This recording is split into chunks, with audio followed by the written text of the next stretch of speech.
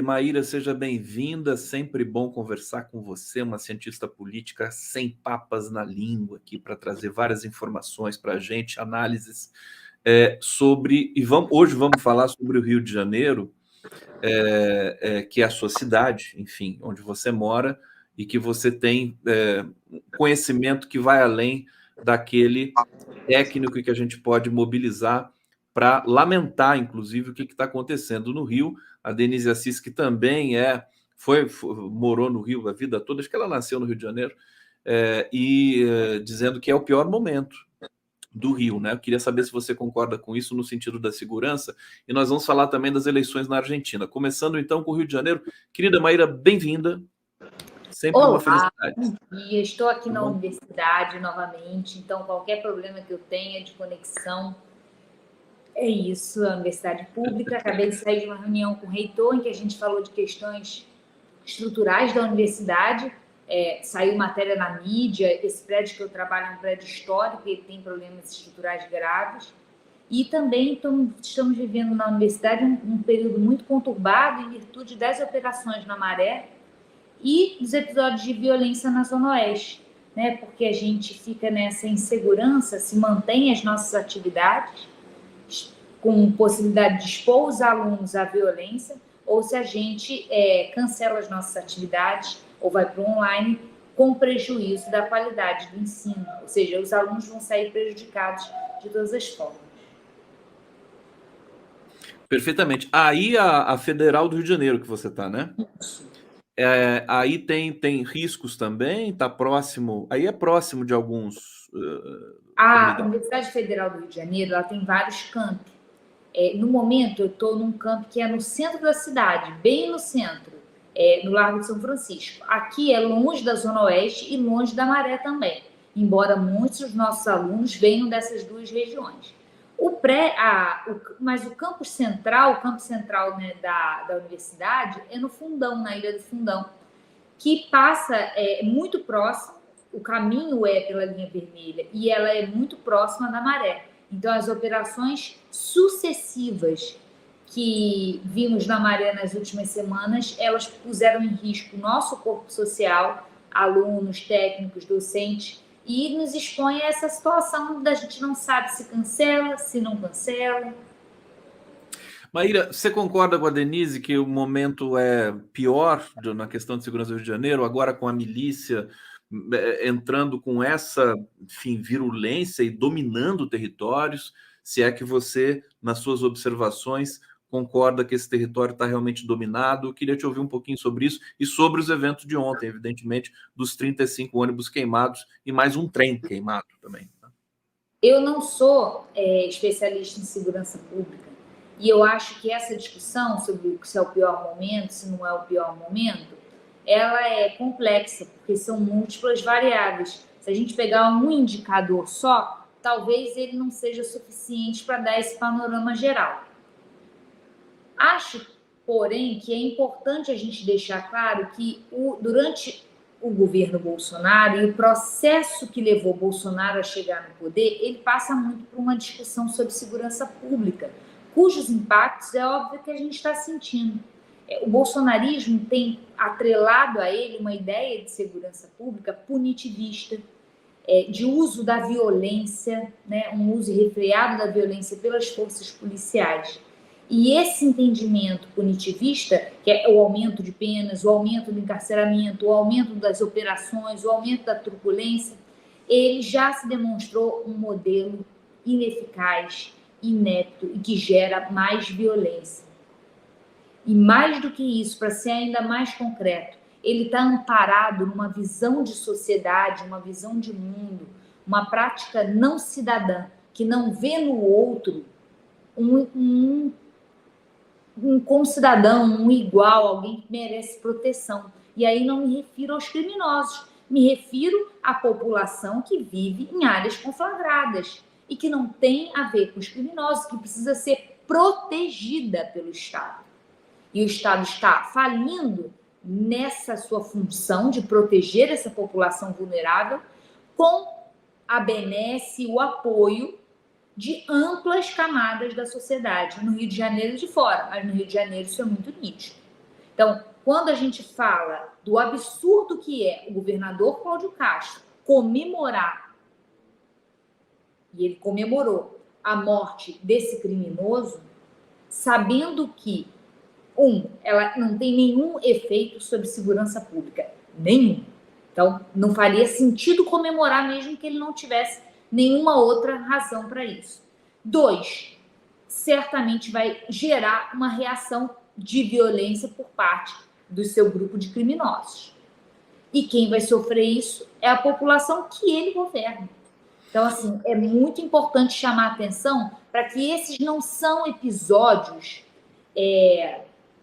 diria, excepcionais ou frutos de um erro. Ô Maíra, deixa eu aproveitar. Eu trouxe essa questão aqui para o Auler e para o Tardelli também. Vou trazer para você. Porque, assim, o que me parece é que quando você destaca a polícia para matar o número 2 da milícia de uma região que já é conflagrada, quer dizer, é absolutamente previsível que vai ter uma reação violenta. E aí a minha pergunta é o seguinte: será que isso não está atrelado a outras intenções ou de repente voltadas para as eleições? Você tem alguma... Eu não estudo segurança pública, eu estudo política. Então, para mim, tudo que diga respeito a uma decisão tomada por alguém que tem um mandato é determinada pela dimensão eleitoral. A gente já conversou sobre isso. Na ciência política, a gente tem tipo um dogma, um mandamento que a gente segue, que é entender que toda decisão política de alguém que tenha um mandato é determinada pela dimensão eleitoral. Ainda que isso não seja um maniqueísmo, porque a dimensão eleitoral é a dimensão de respeitar a vontade do cidadão, né? De decidir de acordo com a sua base eleitoral e aqueles que vão te sufragar depois. Certamente, esse entendimento de segurança pública tem benefícios eleitorais para quem adota essa postura. A gente não pode ser irresponsável na nossa análise. Há na nossa sociedade uma parcela considerável da população que vibra quando um criminoso é morto de maneira violenta e irresponsável pela polícia. A questão é, até quando nós, os setores progressistas da sociedade, vamos ficar nos esquivando de travar processos dialógicos que demonstrem de maneira inequívoca a inviabilidade ou a ineficiência desse tipo de atividade, desse tipo de atuação. Por quê? E qual é o nosso... A gente também já conversou sobre isso, né? Qual é o nosso problema enquanto campo progressista? Se a gente fizer um discurso que deixe bem claro o nosso lugar de fala, qual é o nosso lugar de fala? Um lugar de privilégio, um lugar daqueles que não têm o cotidiano perpassado pela violência. E, portanto, nos assombramos com a violência, rejeitamos a violência. Esse discurso magoa aqueles que têm o cotidiano perpassado pela violência. Então, a gente tem que encontrar uma forma de produzir um discurso sobre segurança pública que leve em conta isso. Aquelas pessoas já têm o cotidiano perpassado pela violência e tem que vir delas essa solução. A gente tem que ouvir mais aqueles que estão em situação conflagrada pela violência. Perfeitamente. Vocês estão assistindo o Giro das 11 aqui ao vivo. Estamos exatamente no 12h29. Maíra, eu sei que você também não é especialista em Argentina, mas eu quero saber o que você está achando das eleições ali na Argentina. E eu sei que você se debruçou um pouco ali sobre essa questão, que é uma questão que interessa a todos nós, não só pelo futuro do país irmão, mas pela questão da ascensão da extrema-direita e das modalidades no discurso político que vão acontecer agora nesse segundo turno. Você me mandou uma pesquisa, enquanto você vai falando, eu vou colocar aqui os slides. O slide é aquele que tem a estratificação econômica, faixa de renda. Tá. Enquanto aqui leva um tempinho para baixar o slide. Não, rapaz, não é para na pesquisa, não. Isso foi da semana passada.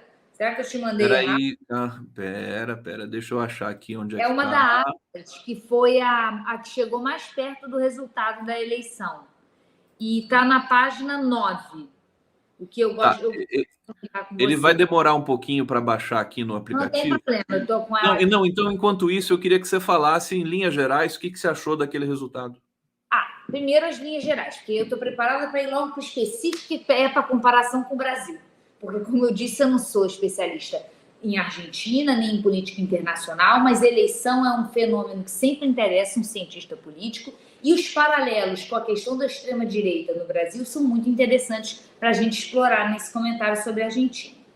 Bem, sobre o panorama geral, eu acho que revela um teto que a extrema-direita tem quando ela não consegue alianças com as elites políticas tradicionais. O que permite, né, que um candidato de uma posição extremista seja majoritário é ele conseguir entrada em setores da sociedade e da política que não são extremistas, certo? O extremismo ele não é majoritário, então ele precisa fazer essas pontes. E o que está se demonstrando é que o Milei não conseguiu, pelo menos no campo das elites políticas, uma vez que ele conseguiu poucos cargos no parlamento e nenhum cargo entre os governadores, que ele tem poucas mediações no território argentino.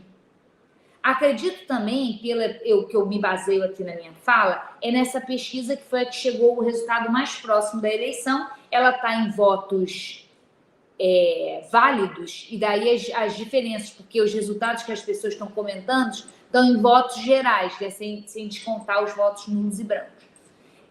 No caso, essa pesquisa, ela revela, aí, ó. Desculpa aí a minha letra, que é mesmo horrorosa, isso são hieroglifos para que eu mesmo entenda. O que a gente pode ver aqui, tentando entender a situação da Argentina em paralelo com o Brasil, é que o voto do Milei é um voto, primeiro, de homens, né, mais homens do que mulheres, mas isso é bem expressivo, né? Ele tem uma votação muito masculina, e nesse caso tem paralelo, sim, com Bolsonaro. É uma população jovem, muito jovem, e aí o paralelo com o Bolsonaro é mais relativo. O Bolsonaro é mais bem votado em 25 a 34, 35 a 44, se a gente for pensar em termos de Brasil, mas até aí não discrepa muito. E aí vem onde mais discrepa. Ele é muito bem votado em educação secundária e muito mal, relativamente menos bem votado em educação superior e primária. Como é que funciona aqui no Brasil? No Brasil funciona da seguinte maneira, isso já vai ajudar a entender o segundo ponto, que é a estratificação econômica. O PT tem hegemonia nas classes populares, até 2 salários mínimos, que são os menos escolarizados, que são os da região Nordeste. E o candidato de oposição ao PT, seja ele qual for, tem hegemonia nos setores mais ricos da sociedade e mais escolarizados, por conseguinte. Bolsonaro se apresentou como um representante desse grupo, antipetista, oposição ao PT. E, portanto, amealhou os votos dessa elite, do pessoal com 5 a 10 salários mínimos ou mais de 10 salários mínimos. E a grande vitória do Bolsonaro, que difere ele dos outros candidatos da direita, é que ele conseguiu o voto dessa camada intermediária, que são os 2 a 5 salários mínimos, que é essa classe média baixa. Então, o que a gente pode dizer é que o cenário no Brasil entre direita ou extrema-direita e esquerda, PT, centro-esquerda, é um cenário de classe. Ricos votam na direita ou na extrema-direita, para eles, na hora, no frigir dos ovos, varia pouco, e as classes populares votam na esquerda. O interessante não existe esse paralelo no caso argentino. O peronismo é bem votado nas elites e não existe uma correlação entre renda e escolaridade e o voto na direita, no caso da extrema-direita do Milei. Isso é muito interessante e nos permite entender por que o Massa consegue essa virada em cima da hora. Porque ele conta com camadas médias e altas, que são os formadores de opinião, para replicar os seus conteúdos, para organizar eventos, para organizar marchas, para atuar na sociedade civil. Daí essa mobilidade maior. Então, eu acho que a maior contribuição que eu posso dar é dizer como que o peronismo ele tem uma trajetória mais longeva E até agora, né, é muito ruim comparar o peronismo com o que o PT consegue, porque o PT é um movimento muito mais recente que o peronismo. Mas a penetração do peronismo enquanto uma cultura política nas camadas altas e médias é um diferencial. E muitos analistas dizem que você não pode classificar o peronismo como esquerda também, né? É uma coisa mais. Nem o PT, até O aí. PT acho que mais, né? Mas o peronismo menos ainda.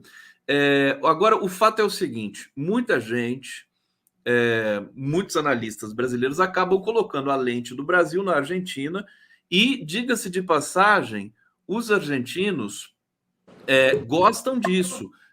Por que eu estou dizendo isso? Porque tem marqueteiro brasileiro dando dica para o Massa, né? E qual que é a dica que os brasileiros deram para o Massa, que eu pude apurar? Eles disseram: agora tem de maneirar o discurso, tem que fazer um discurso, né, na verdade, dos benefícios sociais, né? Do cinturão de proteção social, que, aliás, é o que muitos entendem também como que deu a virada para o Massa na reta final, né? Benefícios. Ele é ministro da Economia, né? Então teve ali uma série de benefícios. E, por outro lado, o Milei disse que ia acabar com tudo, né? E isso assustou também boa parte da população, do eleitor argentino. Sobre isso, o que você pode falar para a gente? Faltou o Milei dar uma ligada para o Bolsonaro. Faltou. Por que o Eduardo não foi antes para lá? Porque ele não avisou o seguinte: o pai dele, quando chegou na reta final da eleição, o que o Bolsonaro fez? Pegou dinheiro e jogou caminhão de dinheiro na sociedade. Vale Gás, aumento do Auxílio Brasil, uma série de benefícios, auxílio taxista. E isso que permitiu que ele performasse melhor nas intenções de voto. No início do ano, o Lula estava disparado, ganhava de lavada. E ele começou a utilizar a máquina pública de maneira inédita na história do país. Por quê? É óbvio que em ano eleitoral todo governo gasta mais. Isso é óbvio. Isso já está precificado. Mas a forma, o escalonamento como isso aconteceu no governo Bolsonaro foi inédito. Como é que tem um candidato fazendo campanha dizendo que vai tirar benefício social? Isso dá certo em situações muito pontuais em que você não tem uma população que dependa disso. E no caso argentino, não são só os mais pobres que utilizam dessas isenções, né? Transporte público é uma isenção, ele conta com aporte do Estado. Existe uma série de benesses que são usufruídas pelas camadas médias também. Esse é o meu primeiro ponto. Então, faltou esse entendimento de que benefício social é uma política eleitoral que gera voto. O segundo ponto que eu acho importante comentar essa é uma eleição que vai ser definida pela rejeição, né? Vai ser a rejeição do peronismo contra a rejeição ao Massa. E nisso é muito parecido com o que a gente encontrou aqui no Brasil nas últimas 2 eleições. É antipetismo agora versus antibolsonarismo. Daí a importância do Massa moderar o seu discurso mesmo para tentar diminuir essa rejeição. E da Cristina e dos outros ícones do peronismo, nesse momento, fazer um cálculo bem específico para que públicos que eles podem falar. Idealmente com um público já militante. Porque para esse público indeciso, e aí, essa é uma segunda coisa importante da gente pontuar, tem muito indeciso para ser conquistado. E dá para expandir a margem de votação. Foram 70% de votantes e em 2019, se eu não me engano, foram 80%. Tem 10% de pessoas aí ainda que estão disponíveis para votar. A Bullrich teve 23,8% de votos. Aí eu sou muito pouco otimista. Eu acho que a transferência de votos da Bullrich para o Massa é muito problemática. Por quê? Porque ela é uma representante do macrismo, que amealha, que colhe os votos do antiperonismo histórico. Mas, além disso, nessa pesquisa que eu te mandei, da Atlas, você tem um cenário quando eles confrontam Milei e Massa, que tem 19,8% de indecisos, de não sei. 19,8% é uma margem muito grande de votos que podem ser virados. Tá aí, Maíra Goulart aqui no Giro das 11. Eu estou procurando aqui a imagem da Patrícia Burit, porque eu quero falar da Patrícia Burit agora com você, em que ela está... Olha só que imagem interessante da Burit. Calma que vocês já vão entender aqui. É um meme, né? Evidentemente, estou trazendo um meme para vocês. Irresistível. Olha só a Patrícia Burit aqui, né? Uma gracinha. Tá de Ciro Gomes. Aliás, o Ciro Gomes, se o Ciro Gomes tivesse a performance da Patrícia Burit, ele estaria bem melhor, ele teve muito menos. Mas, de qualquer maneira, ela muita gente comparando com a Simone Tebet, que também teve performance menor, mas que depois compôs com o Lula, e o Lula ficou muito, muito, muito grato a Simone Tebet. Realmente pode ter feito alguma diferença ali no segundo turno. Muita gente diz, Maíra, que não existe centrão na Argentina, que é diferente do Brasil. No entanto, também há o comentário de que a Patrícia Burit é o centrão, é o centro.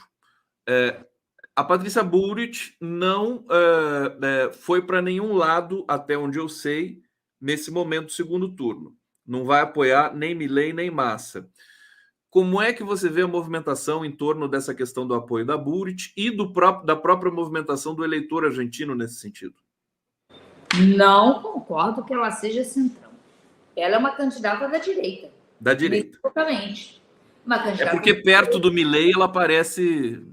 O Milei é um candidato outsider, extremista. Isso não quer dizer que ele seja mais de direita que ela. Ele é mais extremista, ele é um radical. Ela é uma candidata conservadora, das elites tradicionais, portenhas. Ela é o macrismo, ela é o antiperonismo.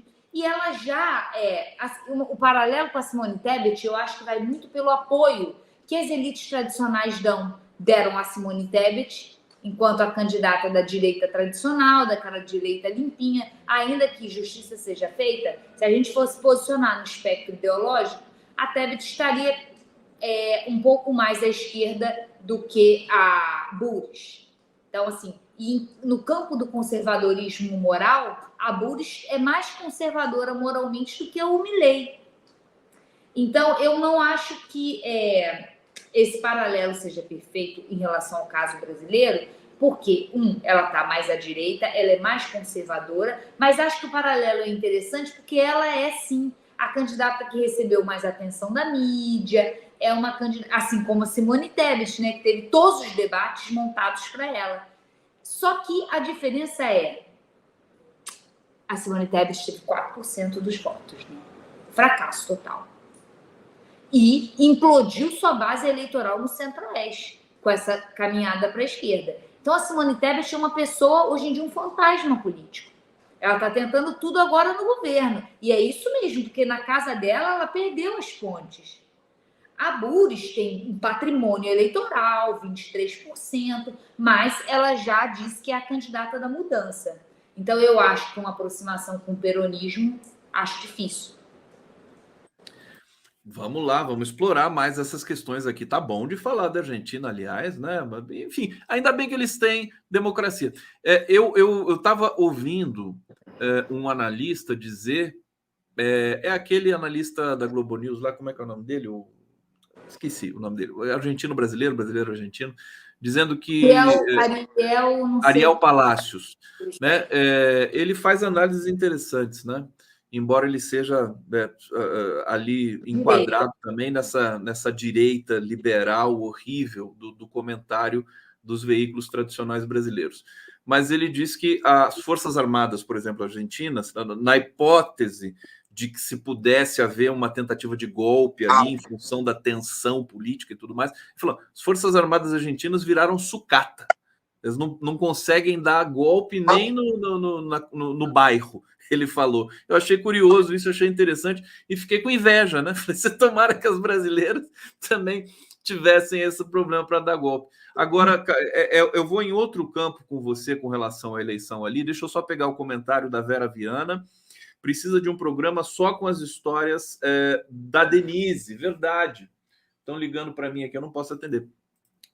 Edson Antunes, Maíra, os milionários, milionários da Argentina são taxados? Olha, é para se não sei se são taxados. Não sei, não sei. Acho que a Argentina não tem taxação de grandes fortunas, mas com certeza posso dizer que a pirâmide tributária na Argentina é menos injusta do que a nossa, porque a nossa é uma das mais injustas do mundo, né? A gente tributa muito sobre consumo. Nato, o Milei vai perder porque, ao contrário do bolsonarismo, ele não usa a retórica da moral cristã. Concordo muito. Fantástico. A retórica da moral cristã também ocupa um papel diferente nos dois países, né? Quando o Bolsonaro aciona o discurso evangélico, ele consegue decodificar a sua fala para ela entrar nas camadas populares. É como se fosse um tradutor, né? Você usar esse tipo de mensagem que te acessa um tipo de cidadão. No caso do cristianismo, do catolicismo na Argentina, ele é popular, mas ele atinge também as camadas altas. Então, sim, é um tiro no pé do Milei. E lá também não tem o fenômeno do neopentecostalismo que tem no Brasil, né? O Fernando Baita dizendo aqui, o que não é dito, a elite industrial é oposição à elite do agro na Argentina. Eles têm uma elite rachada, são populações diferentes. Não sabia disso, ficamos sabendo. Interessante essa análise aqui. Só pegar um comentário que a Denise me mandou aqui em box, a Denise Assis. Deixa eu ver o que ela me disse aqui. Conde, o pessoal está falando nas páginas amarelas do LTB, que era um catálogo de serviços. Explica para eles que páginas amarelas é da Veja, a entrevista nobre da revista, ou pelo menos era na época que trabalhei lá, contemporânea do Paulo Moreira Leite.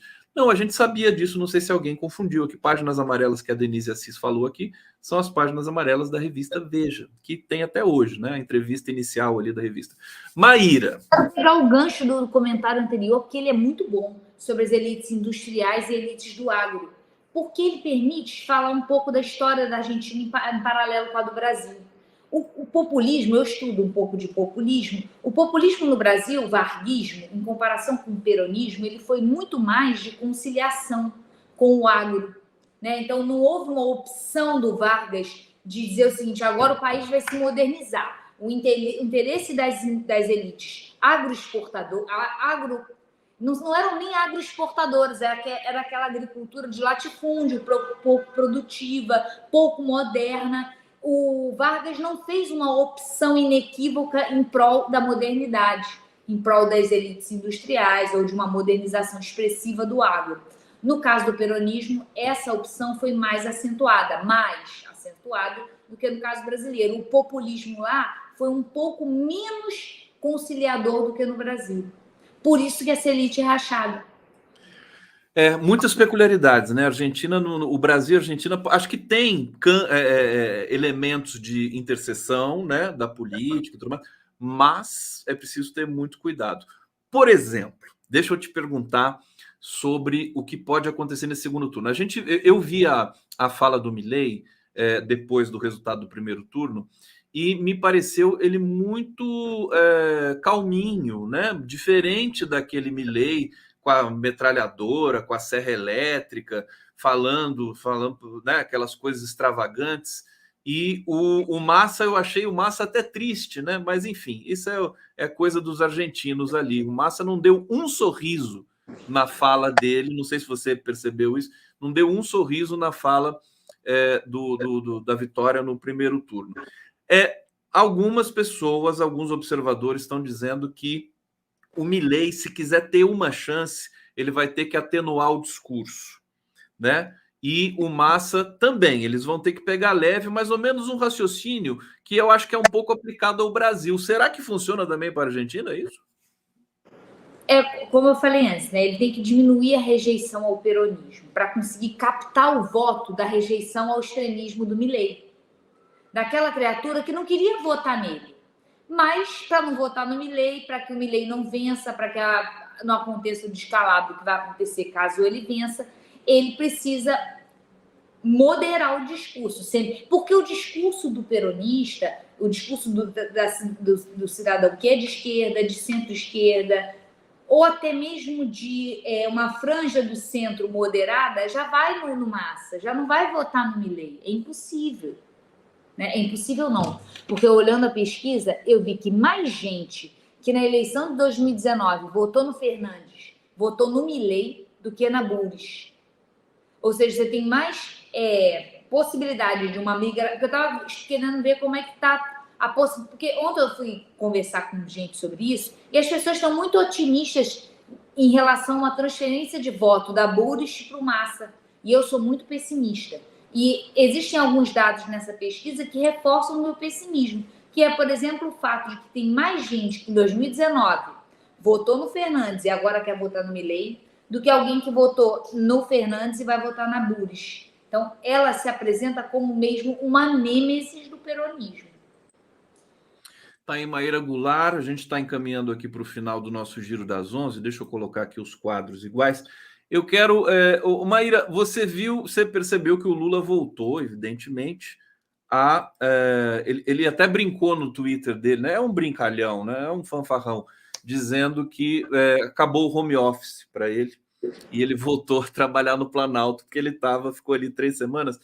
E aí eu quero mostrar para você aqui uma foto dele no podcast dele, né? Ele ficou, eu estou dizendo carinhosamente, ele ficou zoiudo, né? Você não achou que ele fez aquela cirurgia da pálpebra, ficou com o olhão grande, né? É bom para ele enxergar mais coisas. Yoda. Não tá igual o mestre Yoda? Tá igual o Yoda, a orelha baixinha, né? Eu também achei.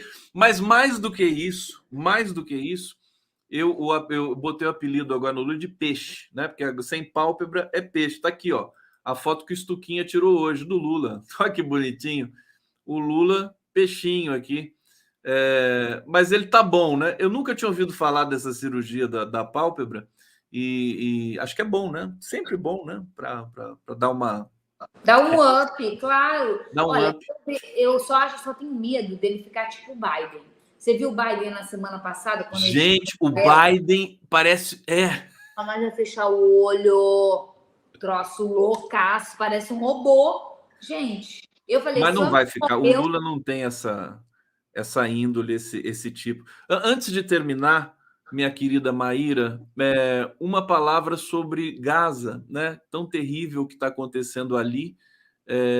A gente assistir todos os dias o assassinato de 150 crianças. Como é que é isso para você?